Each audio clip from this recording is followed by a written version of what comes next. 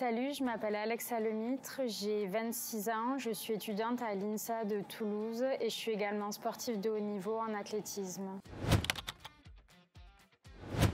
Ma discipline sportive, c'est le 3000 mètres steeple, donc c'est 7 tours et demi avec 35 obstacles, des barrières de 76 cm de hauteur. Il y en a 5 par tour, dont une où on saute dans l'eau. Je pratique l'athlétisme depuis mes 6 ans. Je faisais un petit peu de tout, du saut, des lancers et de la course. Et après, j'ai vraiment commencé à 16 ans à faire du demi-fond. Et à 18 ans, spécialisée en 3000 mètres steeple. Mon palmarès, j'ai plusieurs titres de championne de France dans les catégories jeunes, sur 1500 mètres et sur 3000 mètres steeple. Après, j'ai plusieurs podiums élites chez les adultes, on va dire, sur 3000 mètres steeple, sur 3000 mètres et sur 1500 mètres. J'ai 9 sélections en équipe de France jeune et 3 sélections en équipe de France adulte. Et une médaille au championnat d'Europe de cross en relais mixte. Mes objectifs à court terme, c'est la saison estivale sur 3000 mètres steeple et 1500 mètres. Donc je participe à plusieurs meetings, donc par exemple un à Bruxelles le week-end prochain. Et après les championnats de France fin juin.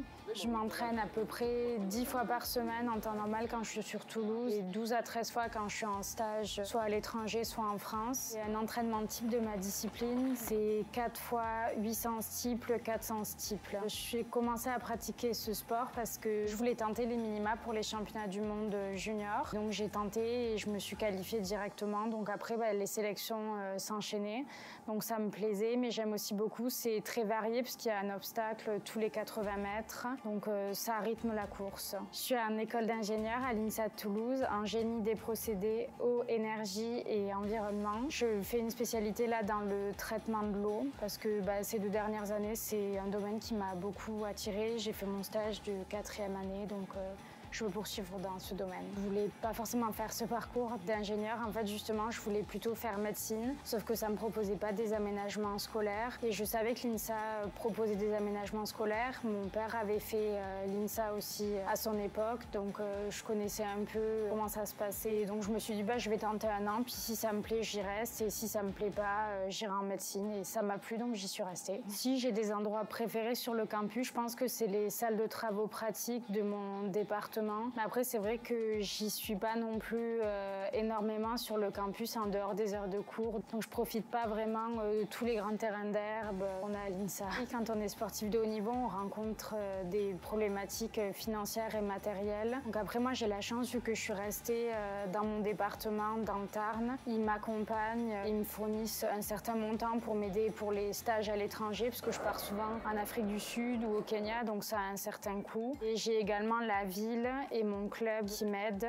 Et j'avais eu la chance en 2018 aussi d'avoir une bourse de la Fédération française d'athlétisme. Globalement, j'ai plutôt eu de la chance de ce côté-là par rapport à d'autres. Ça dépend les politiques des clubs, mais il y en a qui remboursent les athlètes. Enfin, c'est très variable, on va dire.